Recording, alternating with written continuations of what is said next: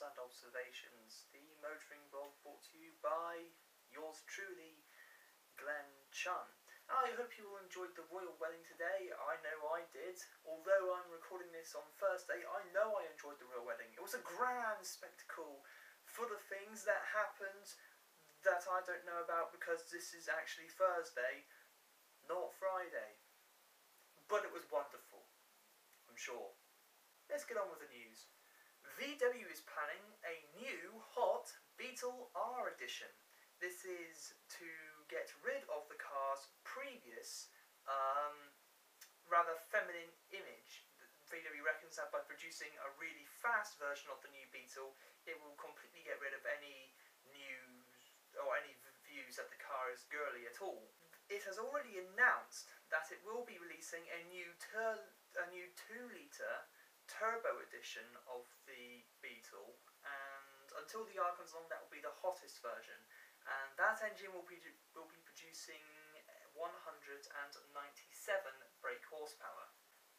In terms of the R, no specific details have yet been released, but it is believed that VW is going to be aiming for a full 250 brake horsepower from the new car.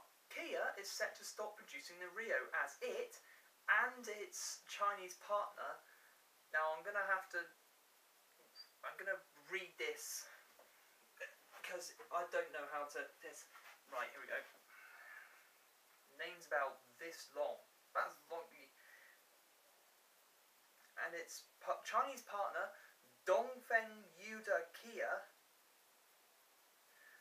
unveiled a new small saloon at the Chinese Motor Show this week, and that is called the K2. The K2 will come with either a 1.4 or 1.6 litre petrol engine with a 5-door hatch set to be unveiled later in the year. Nissan unveiled a new small hot hatch concept at the Chinese Motor Show. The car looks set to produce 188 brake horsepower and looks as though it is based on the Nissan Micra. Nissan say that the car is unveiled at young people in emerging markets. The new Maserati MC Stradale was debuted in China at last week's Chinese Motor Show. China is now the firm's second largest market, buying 400 cars last year. SEAT took its first steps into the Chinese car market last week at, guess where? The Chinese Motor Show.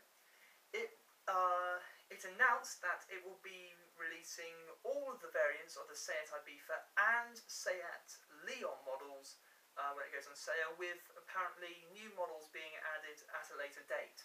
VW has dropped a elephant-sized hint that the Bugatti 16C Galibia will be receiving a production run because at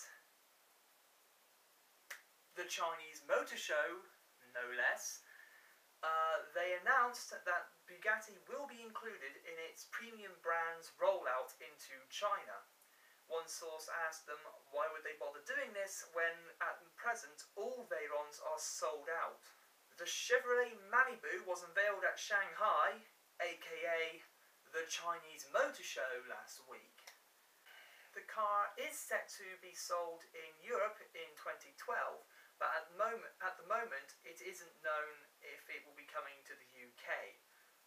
There are some variables like whether or not the UK wants a diesel model, loads of different things, loads of different variables. At the moment, as I say, it is unsure if the Malibu will be coming to the UK.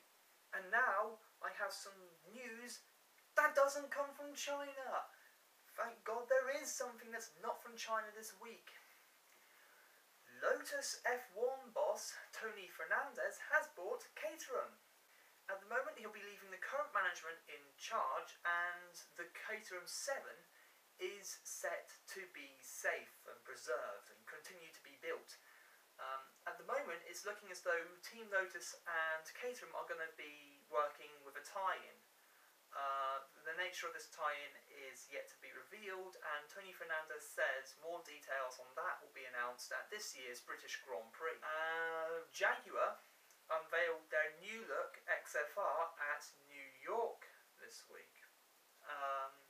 Along with this new XFR, they are looking to increase their UK sales by up to a third. The new Mercedes E63 AMG is set to go turbo. Mercedes is planning to replace the current naturally aspirated 6.2-litre V8 unit with the new 5.5-litre twin turbocharged units that they are unveiling in all of their models. F1 driver Nico Rosberg has hailed the DRS drag reduction system as F1's best idea ever in the whole world.